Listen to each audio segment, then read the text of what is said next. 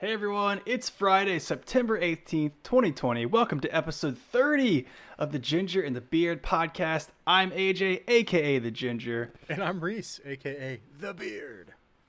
On this week's show, we'll be drinking and reviewing craft beers voted on by our audience, talking about the latest UFC news, including Conor McGregor's arrest and the latest announcements from Apple. We'll also be covering more Oculus Quest 2 specs that have been revealed, finally. Games will be available, and the games that will be available for the headset, details on the PS5 price and release date, and much more. So, stick around.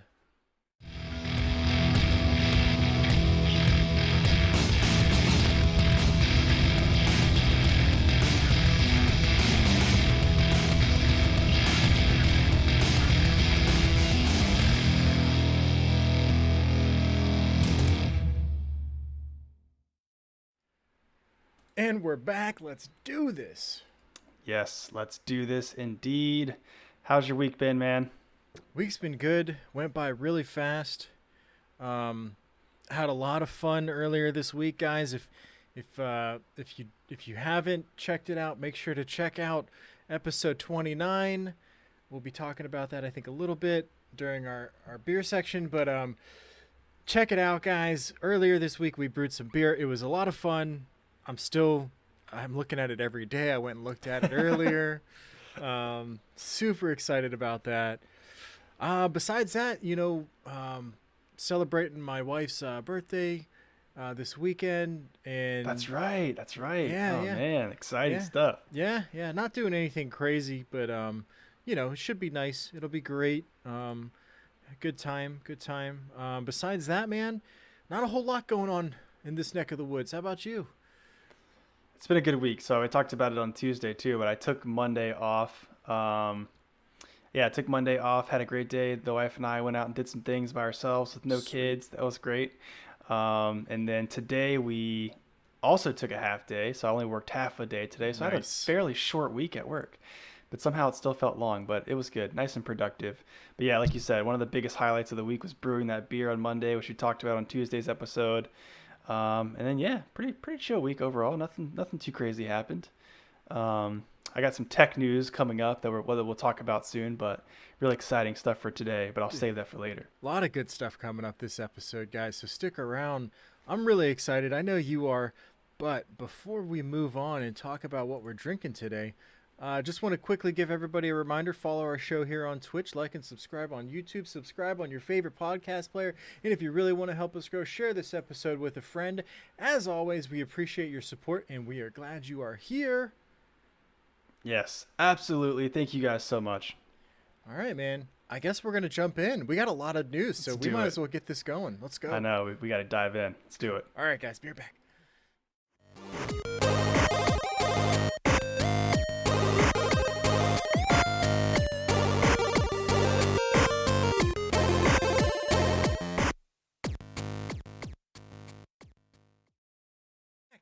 Man, what? Just breezing through. We are breezing through already, man. So happy, dude. What are we drinking today? Well, let's go start off by giving a shout out to our voters. I gotta say, my bad this week, guys. I totally forgot to put the polls up yesterday.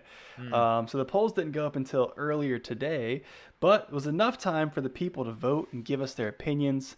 So let me just say, the voters for me was between the brewery Mischief and Stone Brewing's Wizards and Gargoyles, and the people voted 70% to 30% for the Mischief by the brewery.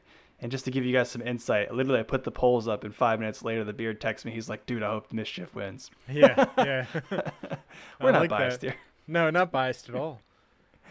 Yeah. So, I voted for Mischief.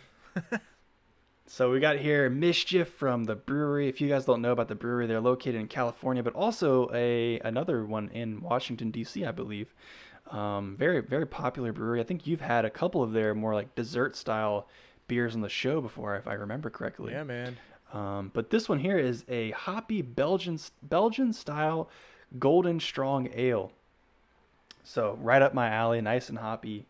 It's 8.5%. Big 16 ouncer. Gonna crack this bad boy open. give it a pour here. Do it.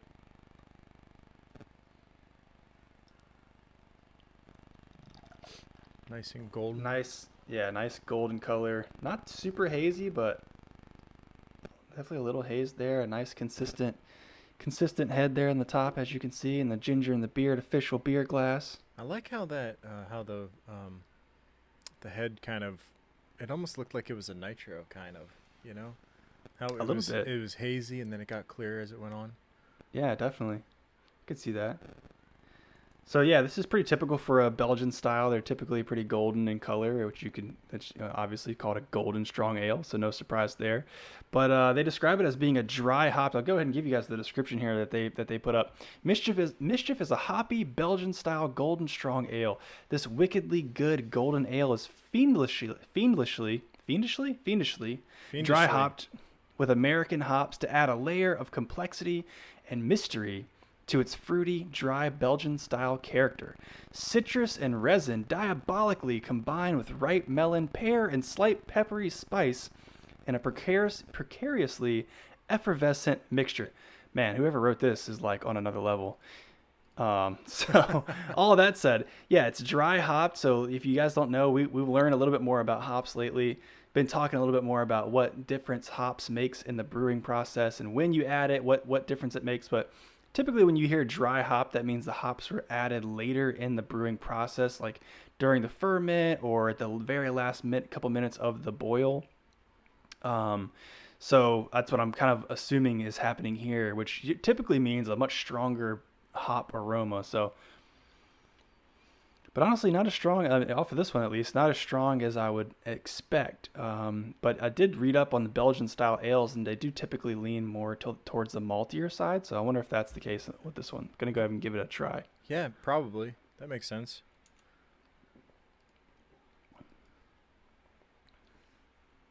I do actually pick up a lot more on the malts than the hops in this one. It's very smooth. I mean, the hops are definitely present. Citrusy for sure, as it describes as it gives in the description, but very smooth. Like if you're somebody who's kind of hesitant to pick up an IPA, though this is not technically an IPA, still pretty hopped up beer. Yeah. I would recommend this. This is definitely a smooth transition into the hoppier style because it's not overwhelming. The citrus is what I get the most from it. Very fruity. Not really picking up a lot on the peppery taste, which I was kind of excited about. I wonder if I can pick up on it with a second.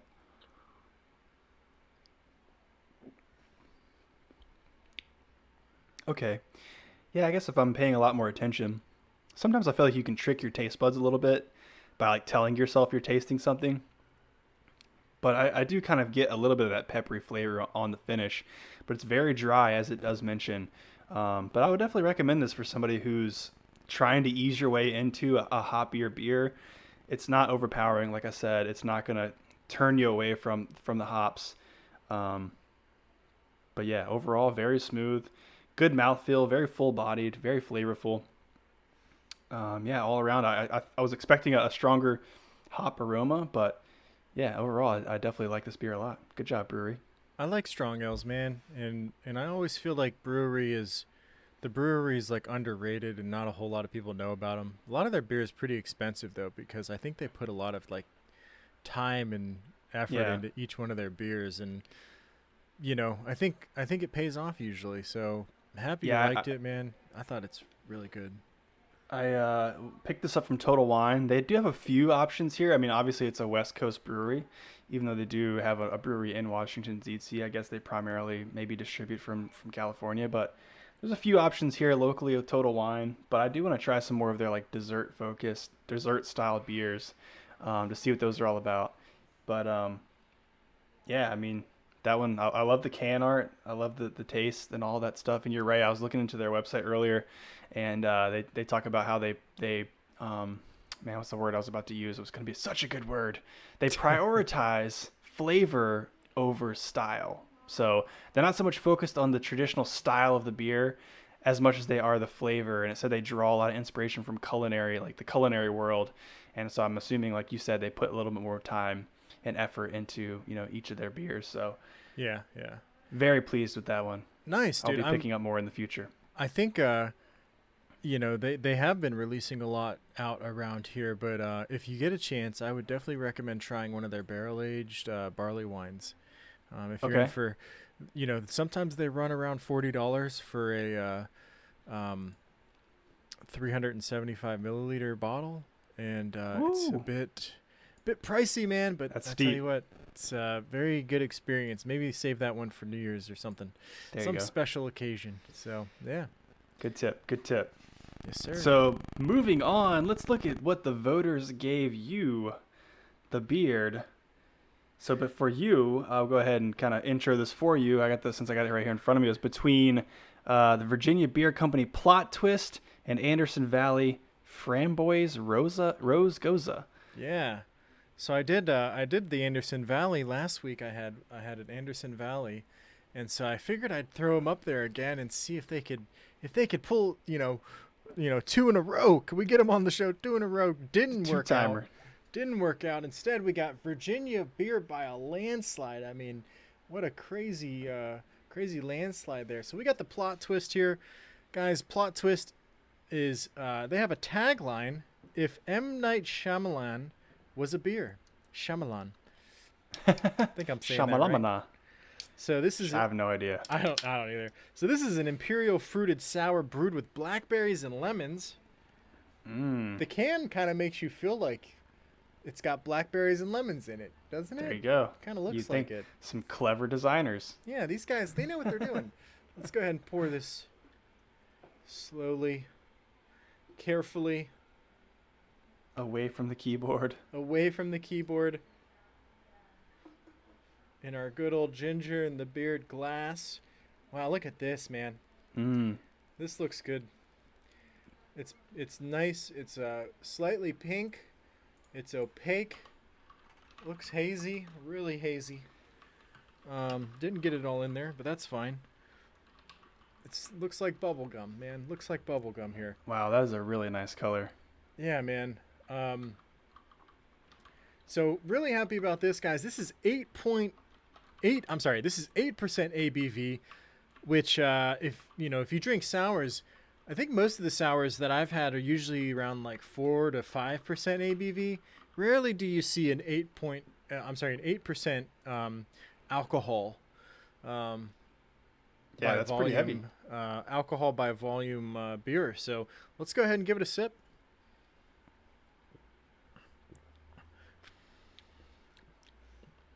Wow, yeah, that's really good. I got a strong taste on the front of my tongue of blueberries. A lot of lemon, a lot of citrusy flavors on the back there.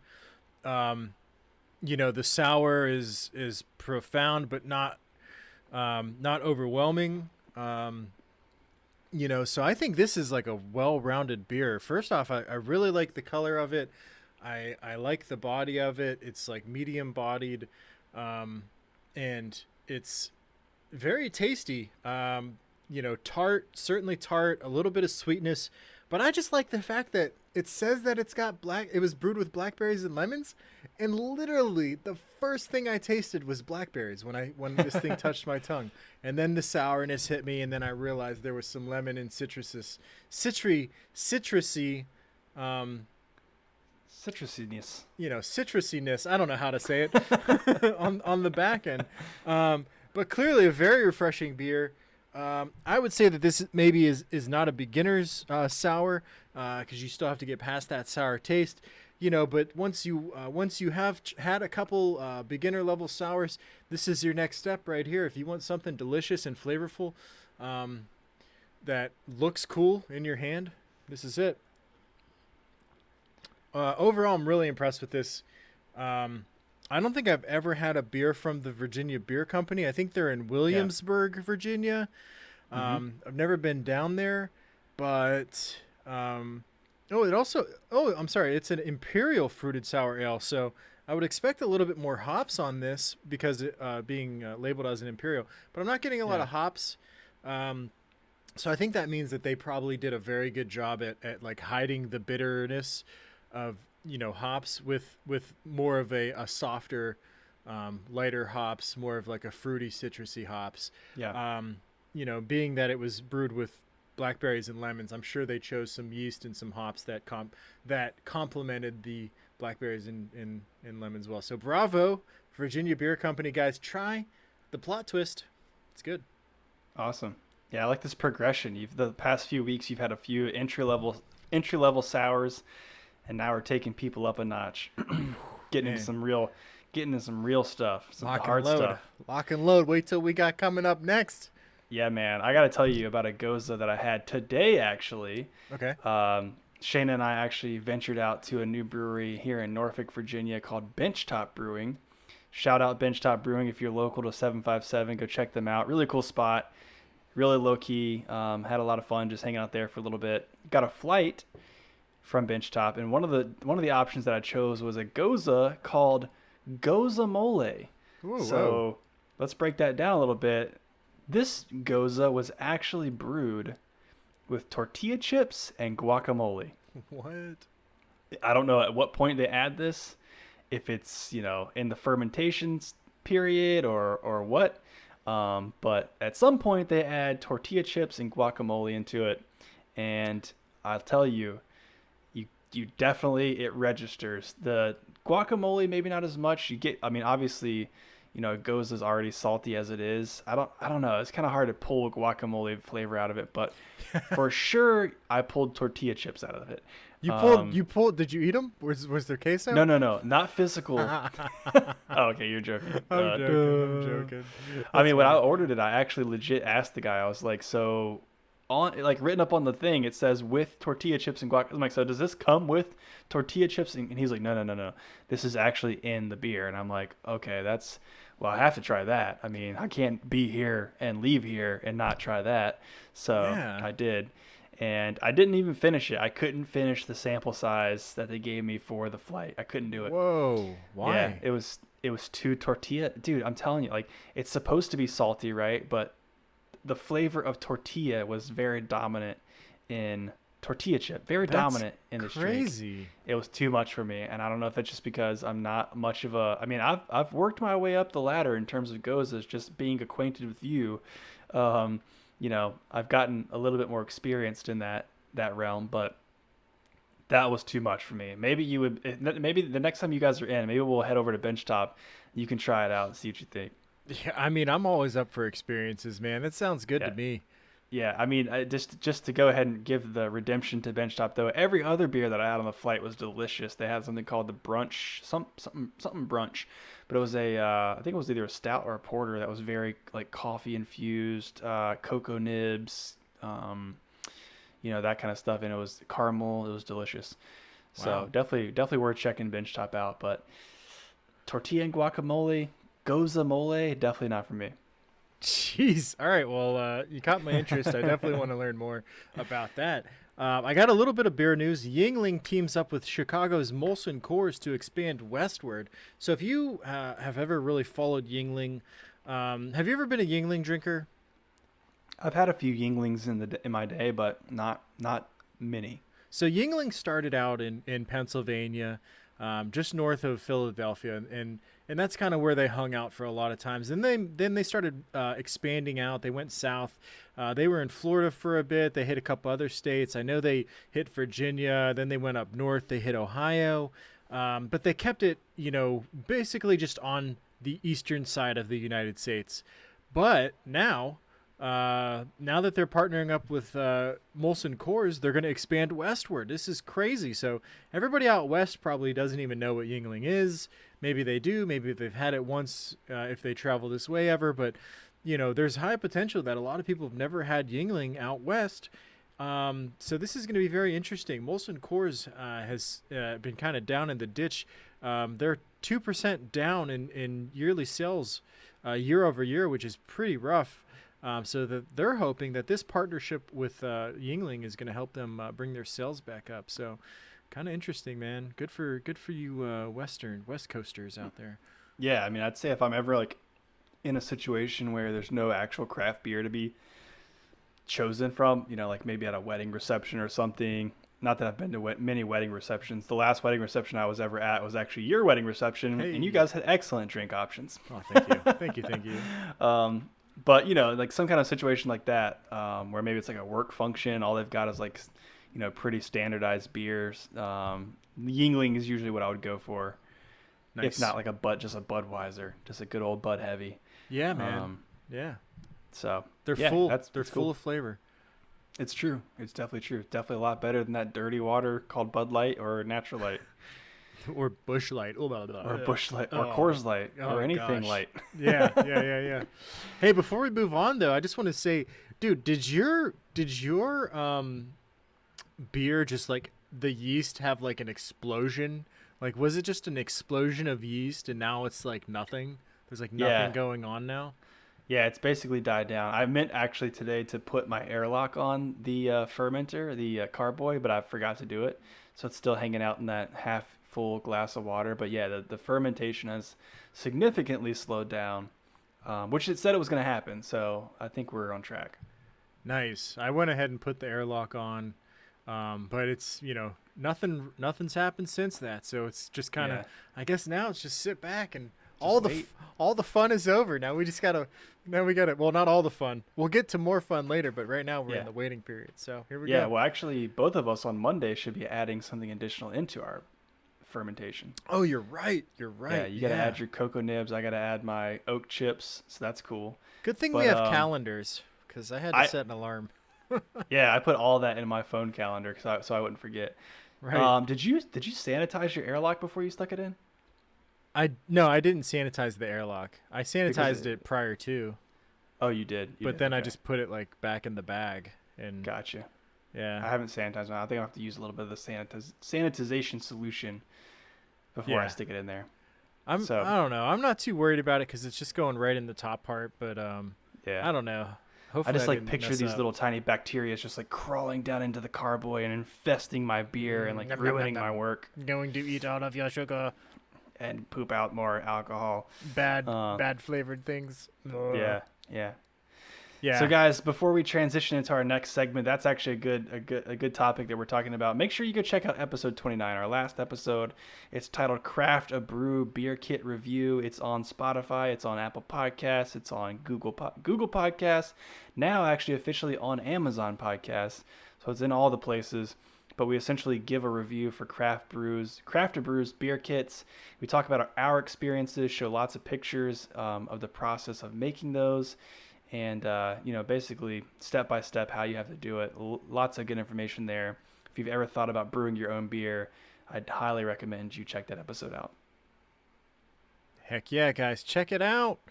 Let's go ahead and talk about people punching each other. You want to do that? Yes, I would love to. All right, guys. UFC Shenanigans coming up. Stick around.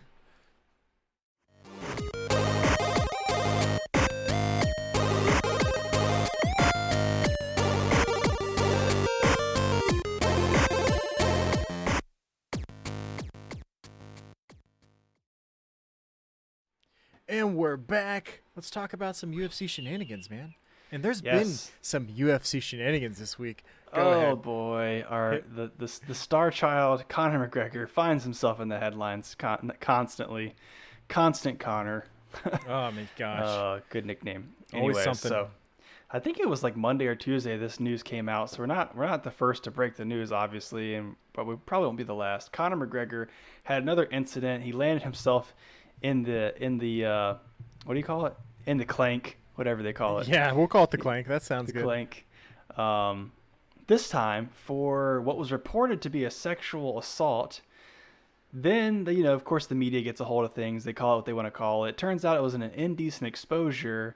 And then now it seems like it turned out it's actually nothing. So Conor McGregor was accused of exposing himself to a female in a bar in France. Apparently, this girl was walking to the bathroom or something. He apparently did something he was not supposed to do. He was arrested, but then was later released, no charges filed. And then a couple days after that, released a statement saying, essentially, it was a pretty long statement, and it was actually posted on his like personal Facebook page. But he basically said, "I'll never give in to someone trying to make a dime off of me." So it sounds like there really hasn't been a lot more details to come out at this point. So we'll have to wait and see what's actually released. But it sounds like someone maybe tried to make up a story about him. They knew who he was, tried to say he did something he didn't actually do, and was maybe trying to, force a settlement out of him to get some money, which is terrible. It's a terrible thing to do. Either side of the story is terrible. If he actually did do something, which, hasn't obviously been ruled out, I guess at this point, that's awful. If he didn't do something and this person is lying on him and trying to get some of his money, that's also awful.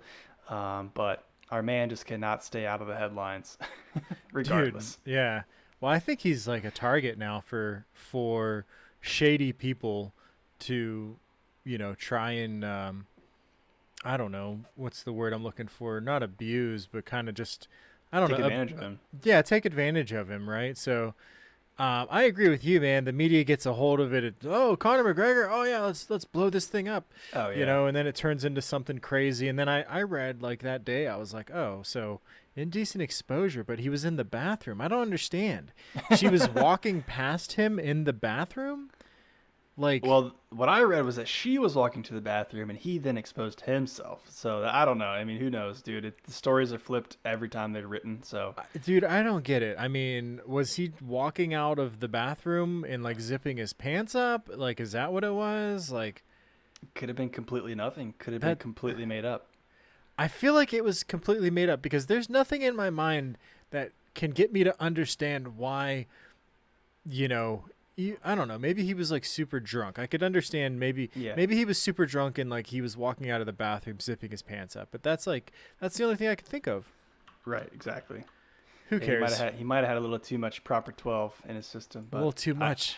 I kind of doubt it. I mean, he's more so the guy who gets drunk and punches old dudes in the face, and maybe less of exposing himself. But regardless, I mean, more to come, I guess, on that. If any other details do come about, obviously we'll bring them back to the table. But Conor McGregor, even being in the news like this, he's still not out of the UFC. Even though he said he retired earlier this year in June, he's been in the news a couple times since then for things like this. But still, according to Dana White, Conor could be back fighting in the UFC again next year. Very little details again on this. Basically, in a press conference, Dana White said that they are working on some fun stuff, quote unquote. I'm using air quotes there, some fun stuff, and that he could potentially be back in 2021, but no guarantees. So some fun stuff to me. I don't know. There's a lot of things you could probably draw from that, but my initial thought was, as high level, as popular and famous as he is, like he's almost like Mike Tyson level, where if they bring him back, it's going to be for some sort of exhibition, matchup where it's just like a publicity sort of matchup. Yeah. I'm not sure who that opponent would be. I don't know if he ever even cares to get a title fight again. But interesting that Dana would say that. Yeah, dude, it's just going to be like a WWE matchup kind of deal where they're just trying to make a buck out of him.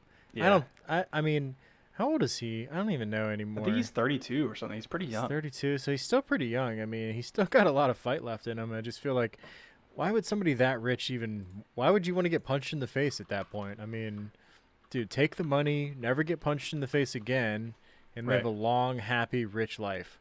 Yeah, he is 32. I just confirmed. So still very young. That's kind of crazy to think about. Are you stalking this guy? How'd you know how old he was? I'm just kidding. Well, there's this thing called Google. I love Conor McGregor. Oh, jeez. I did a Bing search. I found him on Bing. Nice. Said no one ever.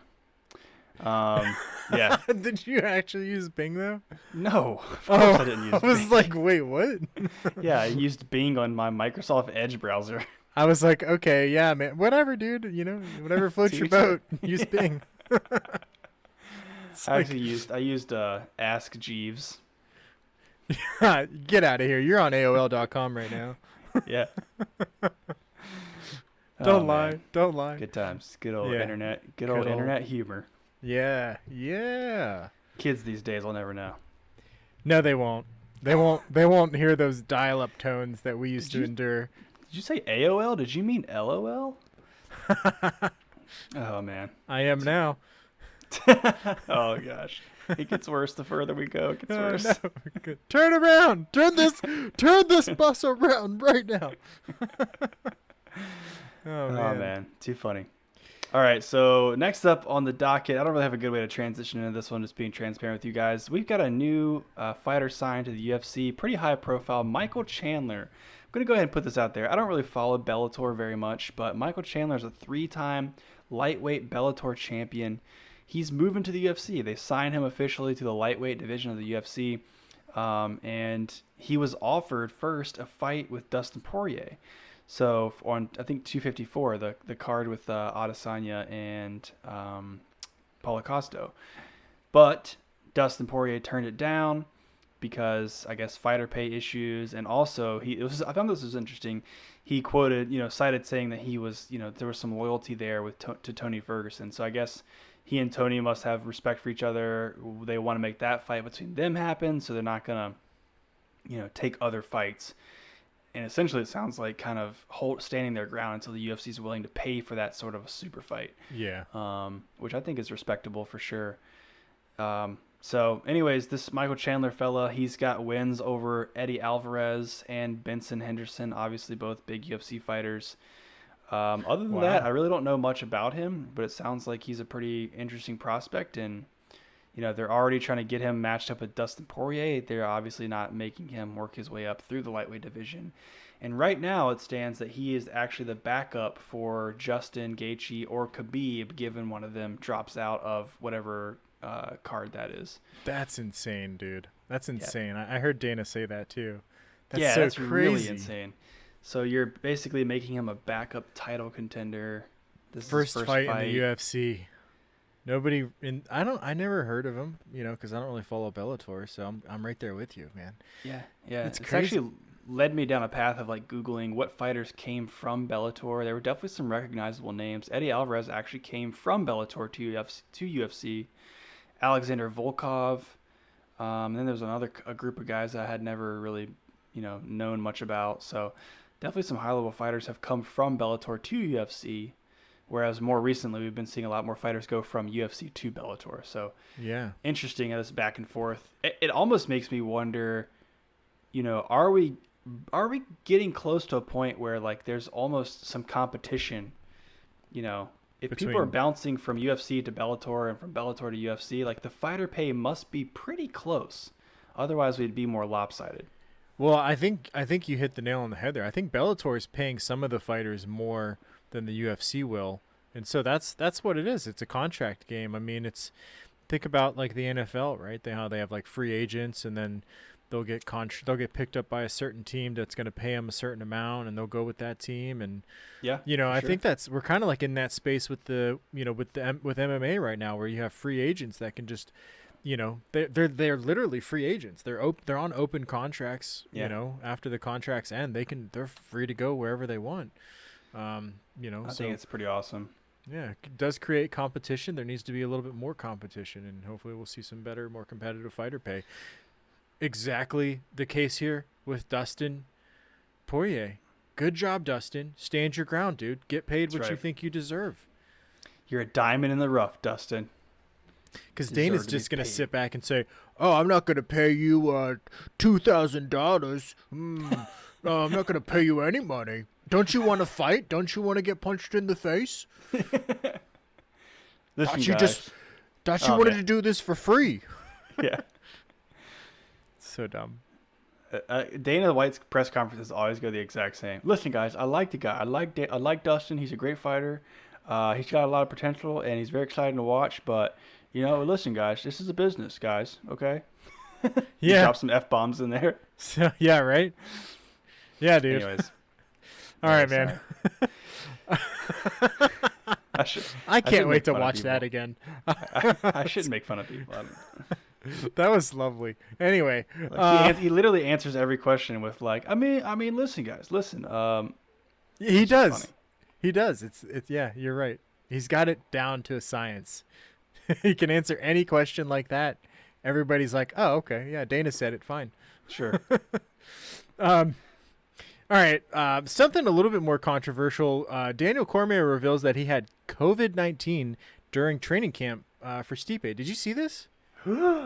No, I did not. Did not see This- this until you put it into our wonderful show notes document. Yeah, I saw this. I was scrolling through my Google news feed the other day, and I was like, "What? No way!" So, he discovered he came down with coronavirus mid-July, and their fight was on August 15th. So basically, one of his teammates tested positive for the virus beginning of July.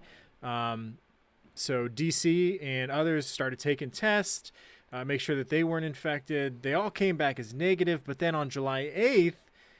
DC began to feel some symptoms. He got the itis, and the following week he tested positive for COVID-19. Pretty crazy, man. So that means I'm just wondering, he basically had a month, I guess, to recover. Yeah. But that, of course, would have just demolished his fight camp, and I just can't believe we didn't hear about any of this, stuff prior. And I mean, the risk of him going into the cage and all, I mean, there's just so much to it. But I want to get your perspective on this next bit that I'm going to say, right? So first off, he's saying that this isn't an excuse at all. Stipe won the fight. He fought beautifully. And he's saying that this is basically a thank you to Aura for allowing me to get to fight. What's Aura, you ask? That's what I asked. Aura Health Ring is a device that provides Sorry. Aura Health Ring is a device that provides health stats for athletes. The UFC announced on Tuesday, just this most recent Tuesday, that they have a partnership with Aura Health. They've also provided 65 fighters with the device already. So I guess my question is it even real? Did DC actually have COVID-19, or is this all just a scheme to push this like Aura Health Ring thing? I don't know, man. This feels so wrong. This feels so dirty. Doesn't it? It does. It feels gross. You agree though that this looks fishy, right? Like the first thing I thought was like, I don't know about that. This reminds me of the time I was watching a Pawn Stars episode. And I witnessed the most shameless Subway plug I've ever seen.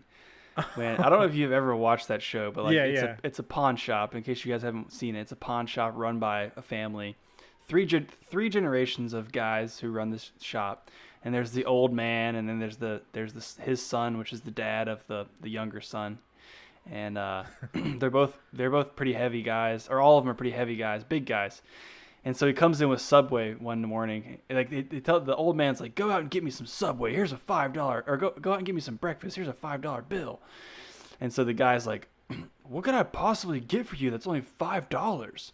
Oh my God. God. He walks into the pawn shop like in the next scene is like, here, I got you this. And he's like, well, and all the Subway logos are pointing directly at the camera, of course. Of course. And he's like, well, at least you got me something that's a little bit healthy and not some of that junk fast food. And like it's just like, oh my gosh, you couldn't be any more obvious. Like this is exactly what that feels like. By the way, Daniel Cormier had COVID-19 while training for his big fight, but thanks to Aura, this health tracking ring sponsored by the UFC, he caught it early on and he was able to recover quickly so he could come back and win, or not even win, lose against Stipe. Like lose.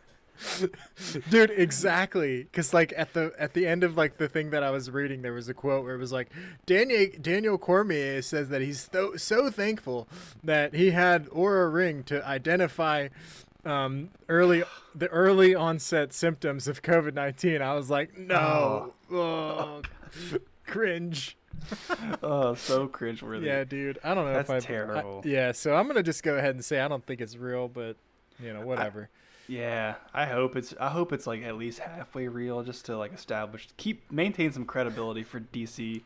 Oh man, like dude, DC, you retired a week ago, and now you've already like sold out to some company. Like I don't know. I mean, good for you. You're making a bunch of money. I can't judge, but still, like, that's hard. You know what's crazy though? What's that? That Aura Health Ring is like some new technology, man. That's some good. That's some new technology. And speaking of technology, let's talk about some technology. Be right back.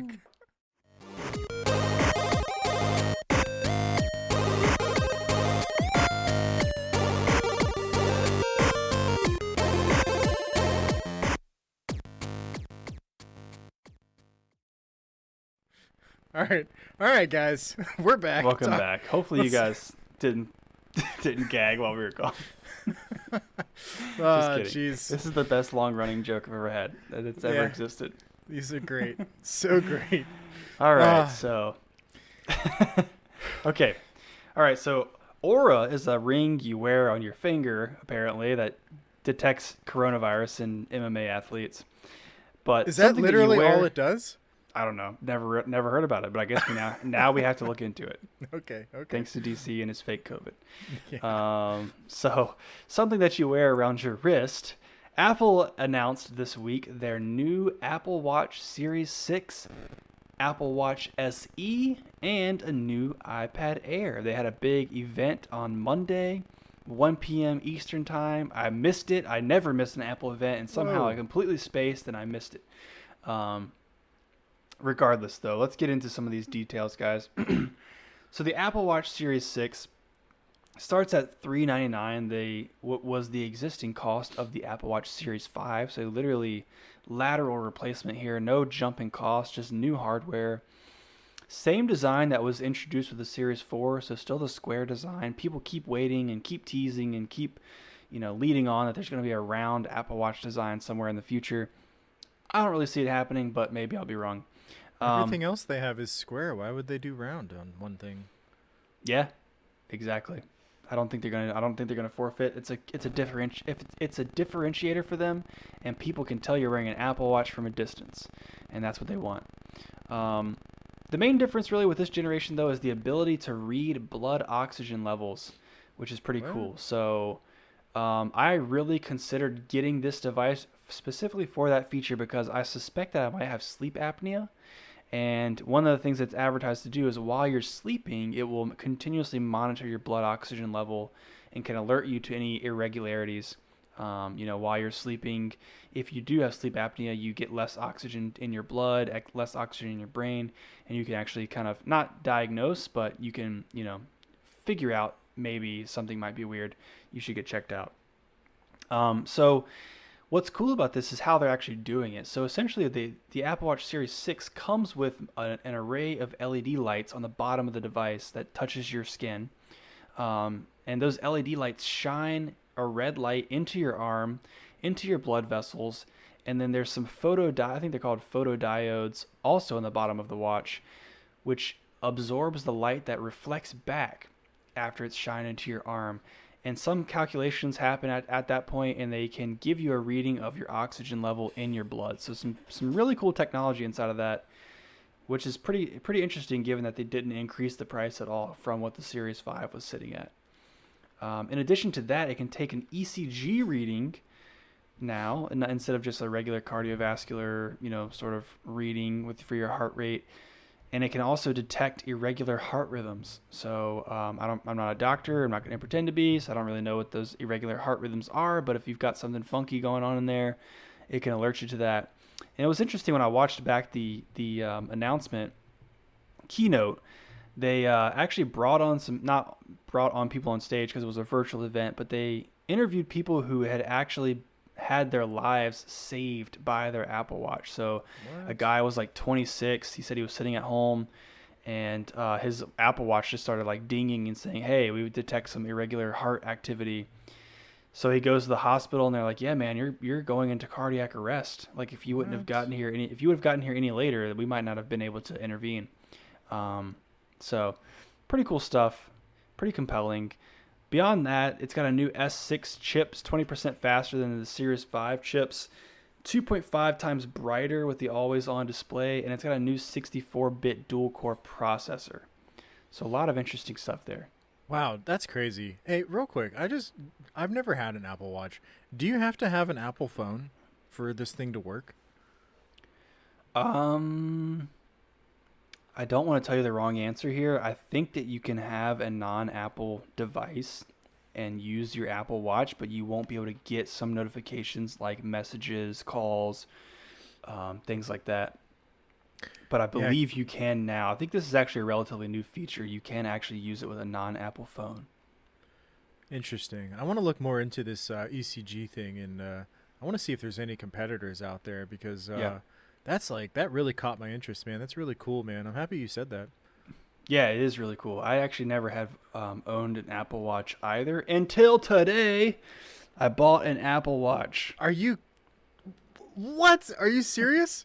Yeah, so I actually purchased the Apple Watch SE, which was announced at the same time. It starts at $279. Full transparency though, if you want to get the larger version, which is what I have, the 44 millimeter version, it's actually $309. I think is the starting cost.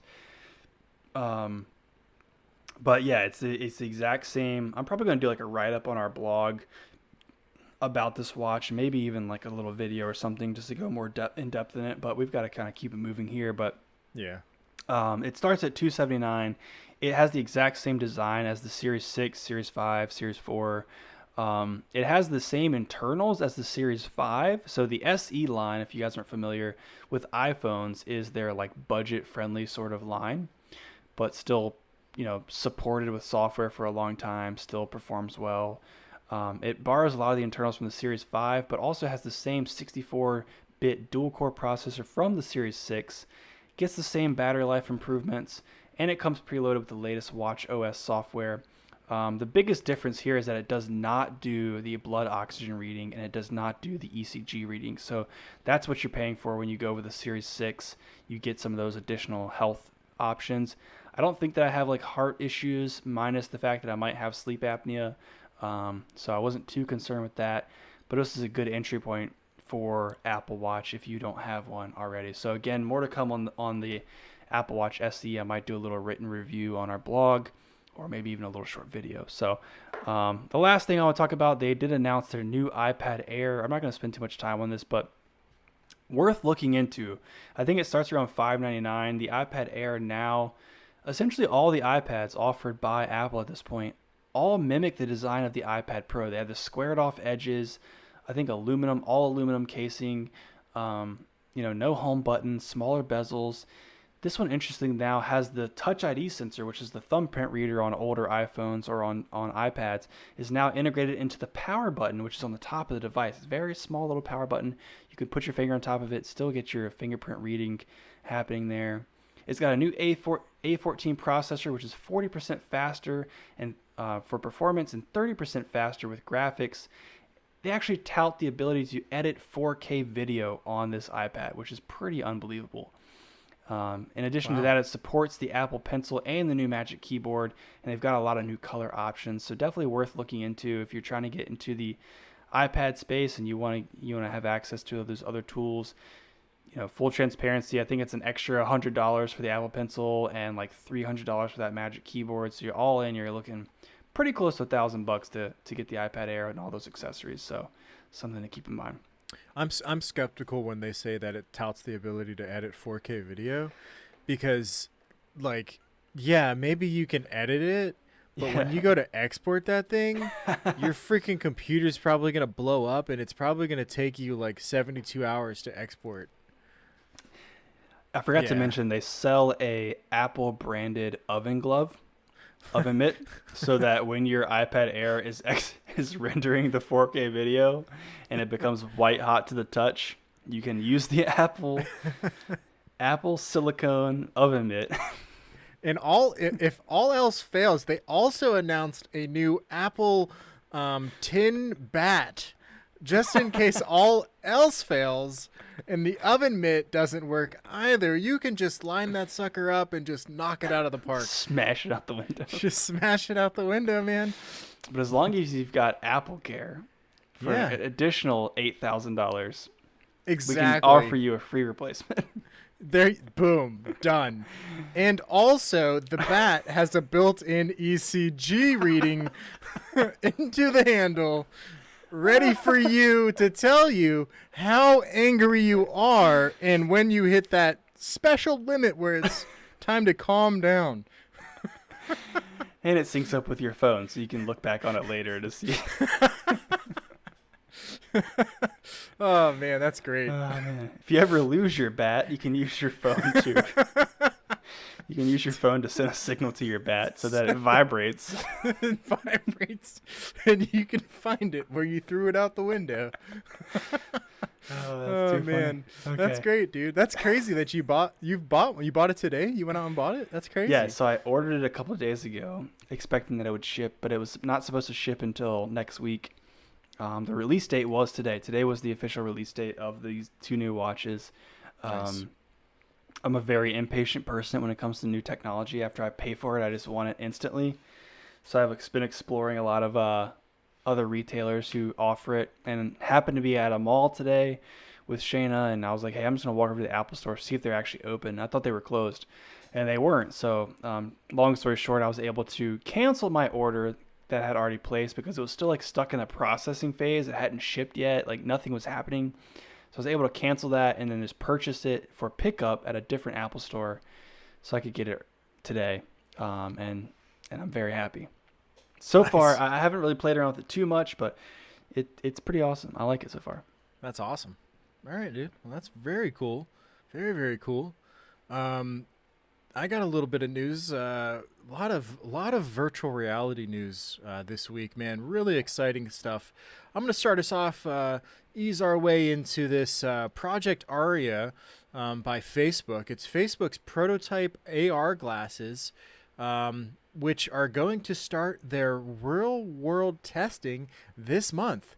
So they had an earlier version of this. It was Facebook's Glass, I think it was, and everybody hated it. Nobody liked it. People were getting like called names when they were wearing them. It's because they had these like big old cameras that were like built onto the lenses, and they were Yeah. recording everybody, and like everybody hated it. So that was a flop. Now they're coming out with this, which currently doesn't have like an interface, so you can't see what's going on. But what it's doing, and this is weird, it serves two purposes: gathering data for AI, and then assessing how people feel,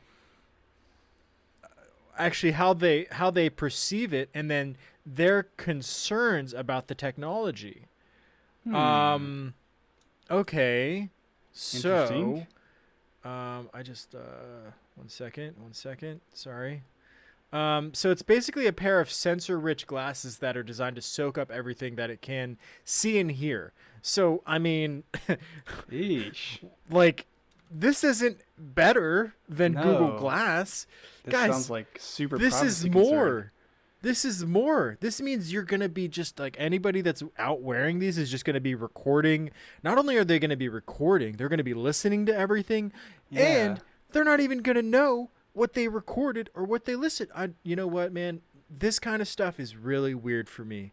And Yeah. this, I'm actually going to touch on this in I'm going to go into a bit of a pros and cons on my next topic. My next topic, also by Facebook, Oculus Quest 2. Yeah. I am now hold on. Let me shift gears a little bit and say this. I'm super excited about this. Oculus Quest 2 finally got its official announcement. There was a bunch of leaks earlier this week, and then Tuesday, boom, they hit us with the official stuff. So, now that we've got the official, we know about it. We know about all the specs. Most of the specs are good, some of them are bad. So, let me get into this real quick. The first really good thing that I think is amazing is you could buy an Oculus Quest 2 starting at $299. Guys, this is the best bang for your buck that we have ever seen in the VR space. Okay? The Quest 1 was $400. The Rift S was $400. And the Quest 2 is better than the Quest 1, and it's $100 cheaper. I mean, come That's on, awesome. dude. Yeah, it's I love awesome. that. So for $300, you get the 64 gigabit storage. For another $100, you can get the 256 gigabit storage. So that's one of the downfalls. You're only working with 64 gigabits. I'm sorry, gigabytes of storage, which only gets you so far. So, if you're going to play something, you better stick with that game for a while and then uninstall it and install Yeah. something else. Yeah. A couple more specs. It's got the Qualcomm Snapdragon XR2 processor, an upgrade. It's got a 6 gigabyte RAM. Very cool. Nearly 2K resolution per eye. Now this is what's really cool. 2K resolution per eye. Basically, it's 4K if you look at it that way. And it's over 50% more pixels than Quest 1. The actual Resolution per eye is 1,832 by 1,920. So pretty good, man. This is going to make things pretty crisp. I'm pretty excited about that. We got 3D positional audio. Awesome. The controller's got some new ergonomics. And so I'm going to stop here real quick and just say it's got some new ergonomics. Now, they're kind of saying this like it's a good thing. Let me explain to you why this is a bad thing. They removed some of the LED sensors in the ring of the controller. So they're trying to save on weight. They're trying to make it better in your hand. But what they've sacrificed is accuracy. Yes, they have better software now. They said that we've made some software upgrades so that we can track it better. But it is now harder for them. It's not gonna work good. It's not gonna work good. 1 second.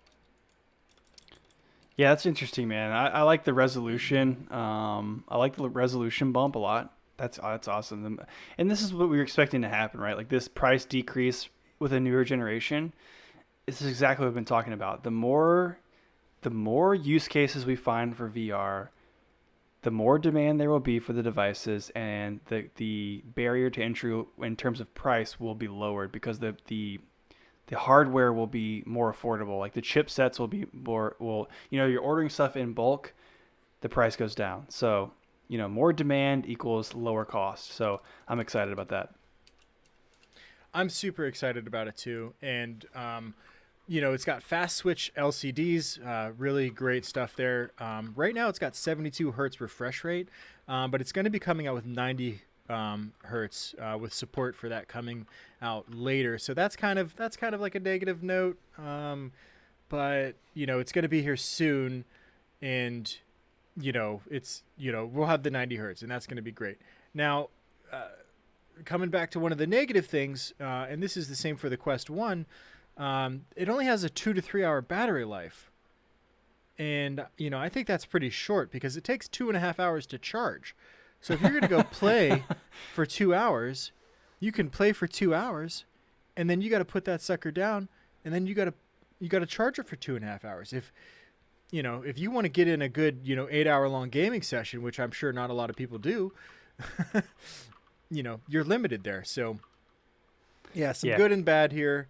And hopefully hopefully they have a good solution for that. I'm wondering if you could plug it in and play with it plugged in the whole time, but I actually don't know. I know that they have the Oculus Link, so you could treat it like an Oculus Rift and have it plugged in so you can play better games, but I don't know if it's going to charge it in that same time. So I did not know that. I did not know you could do that with the Quest.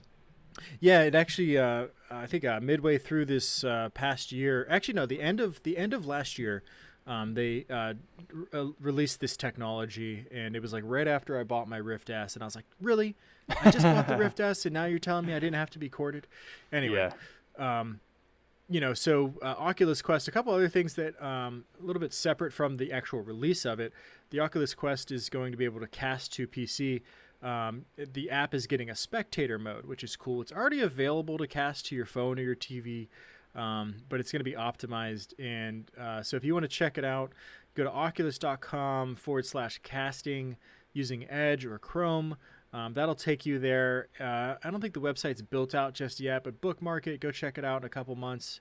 It should be ready to go. The next year, the mobile app is also getting the spectator mode, so that's going to give you third-person view where you can control the camera angle.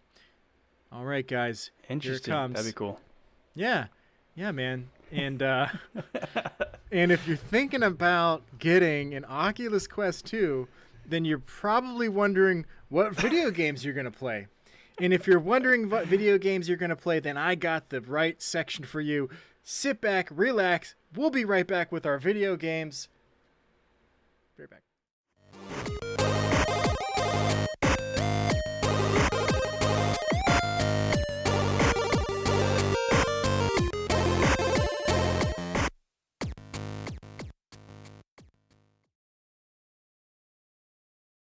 Okay, guys, here we go. Let's talk about some games. Let's talk about specifically some Oculus Quest 2 games that were announced when Oculus Quest 2 was announced on Tuesday at Oculus. Well, I guess it was Facebook Connect 7. Now it used to be Oculus. Yeah. Oh, I'm sorry. Before I go, one of the other negative things that I didn't mention yet is for you to play on the Oculus Quest 2, you have to have a Facebook account. Yeah. Yeah, we talked about that a couple episodes ago. That's so dirty. Yeah, it's very controversial, really scary thing. Everybody's kind of like, really? That's a really bad idea to make people do that. The long-term strategy is coming out now. The Zuck is finally putting his grasp on the Oculus users. Yeah. You must sign into my platform. Yeah, dude, exactly. Have you, sidebar here, have you ever seen the Mark Zuckerberg smoking these meats video? No, what? All right, if you guys are listening to this in your car, pull your car over, get your phone out, and go to YouTube and look up Mark Zuckerberg smoking these meats. It's literally when Facebook Live first arrived, when Facebook Live was first a thing, Mark Zuckerberg did like a 3-hour-long live video on Facebook where he's literally sitting in his backyard smoking meats, and he's talking to people on Facebook, and he says like every 30 seconds, he's just, yeah, I'm out here just smoking these meats. Like, what are you guys up to this Sunday? I hope you're doing something as tasty as smoking these meats. Just like, it's the most awkward, uncomfortable experience in my life. That's a terrible thing to say. Okay. And then somebody remixed it into a song. So it's like a smoking these meats song. Oh, I gotta go check out the song, dude. It's my new. Oh my gosh, that's gonna be crazy. I gotta check it out. All right, guys. Oculus Quest 2 games that got announced. Let's go through it, man. First off, Beat Saber multiplayer. Everybody that's played VR knows about Beat Saber, but guess what? It's never been multiplayer. November 2020, guys, you'll get some multiplayer.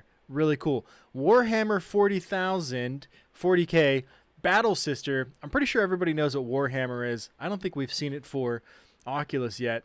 It's going to be coming out towards the holidays of 2020.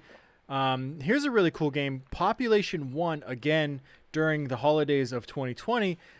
This one's a shooter. It is I think it's along the lines of a battle royale, but it allows you to climb any in-game object, and then you have wingsuits. So like in VR with a gun in your hand, you're going to be like climbing up, and then you jump off and use your wingsuit and dive bomb onto somebody. It's going to be crazy. That sounds epic. So let me just speed through these next ones. We got Star Wars Tales from the Galaxy's Edge. Really cool. We keep seeing Star Wars stuff come out. Love it. This stuff is all coming out this year, by the way. The Climb 2, if you know about VR, then you know about The Climb. Everybody loved that game. Climb 2's coming out. Jurassic World Aftermath. We got Pistol Whip 2089. I have Pistol Whip. Love that game. We got The Walking Dead Saints and Sinners. We actually talked about that in one of our prior episodes. Yeah. Make sure to go check that out. Sniper Elite VR. And then we got Myst, of all things. I don't know what that is. Okay. All right. Myst is like a strategy puzzle game back from like when the original Diablo game came out. I'm talking like way back, dude. Back in like the early 90s, Myst was a game that came out. Okay. And so they're putting it on VR. Crazy. I don't know. Interesting. Yeah, man. I feel like we're inching ever closer to the moment where I start to be interested in VR. Like it's getting there. Like the game catalog is growing. The barrier to entry in terms of cost is getting lower. Like it's almost at the sweet spot where I want to dive in. Hey man, you never know. I might have one of these Oculus Quest 2s when I come down and see you. Oh, snap. That'd be pretty epic. Got to talk to the wife. Pretty epic. And you know what else is epic? Oh, free games. Free games from Epic. Pretty epic. I didn't know you were setting us up like that. I didn't even realize it. I didn't realize it either. Just one of those things that happened. It was just something that was there, and I just took advantage of it. There it is. Anyways, yeah, you guys check out those games available for Oculus Quest 2. That sounds exciting, man. A lot of interesting stuff there. Some things I've heard of, like Pistol Whip and Beat Saber, I've heard a lot of great things about, so excited for all that. But Epic Games, we always talk about the free Epic Games that are out there right now. There's a few of them out this week, but the only one that I really care to talk about is Watch Dogs 2, just because it's a $50 value. if you want to save $50 and you want a AAA title game, even though it is 4 years old, go get yourself some Watch Dogs 2. I'm sure it's probably still fun to play to this day. Probably holds up pretty well. Watch Dogs, what's that one called? The new Watch Dogs? I don't recall. I can't think of it. I don't follow it. I don't really follow Watch Dogs, but I did see it came out. There's a new Watch Dogs game coming out really soon, so I guess they're putting this one out there for free just to kind of re-energize the yeah, there you go, Legion. Thank you, Polar Knights, in the Twitch chat. Watch Dogs Legion is coming out really soon, so they're probably putting this out there for some publicity. Anyways, save yourself $50. Go add that, even if you don't play it for a while, just get it anyways. So moving on from that, some hardware news to kind of wrap us up here. PS5 price and release date was finally revealed this week. $499 for the PS5 and $399 for the digital edition, which is the version that does not have a disc tray or a disc slot or whatever you call it, disc drive. So if you just want to download all your games, $400, you can save yourself $100. Obviously, you can't watch your Blu-rays with that version. It releases November 12th for the United States, Japan, Mexico, Australia, New Zealand, and South Korea, and the rest of the world. You suckers, you gotta wait 7 extra days. 19th. 7 so days. if you live anywhere else, I don't know where else you could live. I mean, like United Kingdom or like, I don't know, Germany or something like that. Wherever else that is. Those other places. You gotta wait 7 extra days. Sorry, I don't know what to tell you. If you're not important like these countries that we just listed. Yeah. North Korea. If you're unimportant, you unimportant. No, I'm just kidding. Yeah, North Korea, you guys can't get it until the 19th, just because your neighbors are getting it though. Kim Jong-un is super upset right now. Anyways, PS5 pre-orders actually opened early by accident. So they were supposed to open up on September 17th, which was yesterday, but some people made some mistakes. Mistakes were made at some of these big box retailers. They accidentally opened pre-orders a day early, and then it just turned into a giant cluster of everyone opening pre-orders early. That includes Amazon, Walmart, GameStop, Target, Best Buy. One person made the slip up. They all had to follow suit because, otherwise they were behind the ball. So there were broken links being tossed around. People were told they could pre-order, but then they couldn't pre-order. Even some cases where PS5s are like disappearing from your shopping cart and like no longer there for you to pre-order. Complete mess. So big flub by the big box retailers, but some people were lucky enough. My coworker actually he was able to get his hands on a PS5 pre-order, so that's awesome. But yeah, at this point, today's the 18th. You're probably listening to this on the 19th or later. You should be able to go out there and pre-order yourself one as long as the inventory is still holding up. So interesting stuff. Jeez, good old Amazon and Walmart just always screwing things up. That's right. Walmart did the same thing with Oculus Quest too. They put the $299 price on it like a couple of days before anybody knew about it. So now it's like, oh, okay, everybody knew. Whoopsies. Or at least everybody expected it. Someone got fired. Yeah, well, probably. It was probably all intentional. I got one last bit of information, guys. We got League of Legends Wild Rift. It's going to be a fast-paced mobile MOBA-style game set in Runeterra.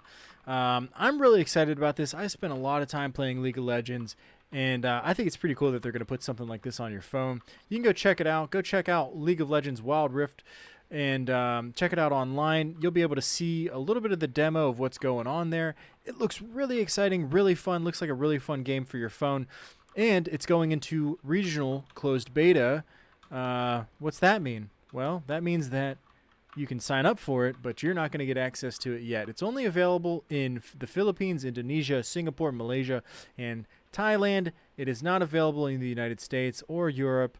And you can sign up, though. You can go pre-register on Google Play, and if you got an iOS device, you can head to wildrift.leagueoflegends.com to sign up for when that closed beta is brought to your neck of the woods. You'll be ready to go. Very nice. I will say something right now that's probably you're going to give me a virtual slap in the face. Why?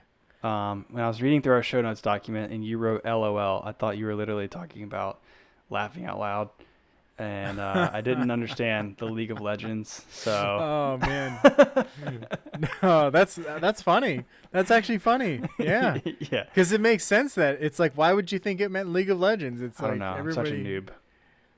You're such a noob, dude. I know. Oh You my should slap gosh. me next time you see me. You know what? Go download Riot Games right now, and you better spend the next 24 hours. No sleep for you, dude.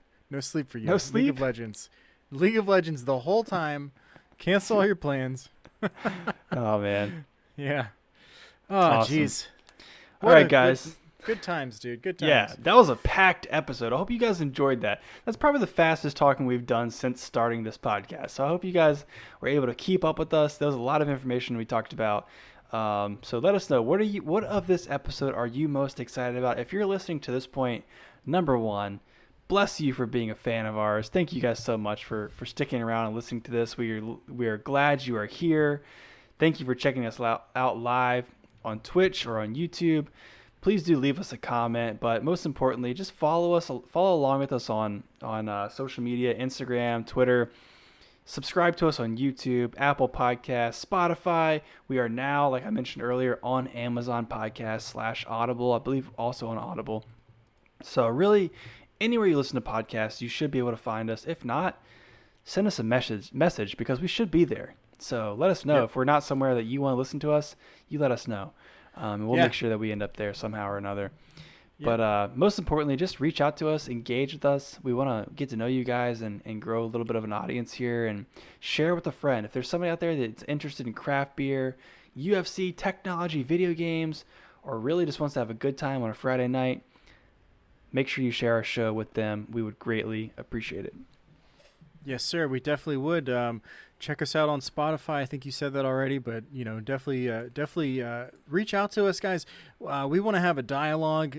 If you guys want to network, if you're a podcaster, reach out to us. If there's something that we have in common, some topics that you guys have in common, you guys want to chat about them, have a podcast together, have some dialogue there. We would totally be up for that. So you guys just let us know. And make sure to check out our website, thegingerinthebeard.com. We got some blogs on there, got some interesting stuff. And check us out on Tuesdays. We do a show on Twitch here, and usually release that on Wednesdays. It's usually about the UFC weigh-ins. So we got a fight coming up tomorrow. Tyron Woodley versus Colby Covington.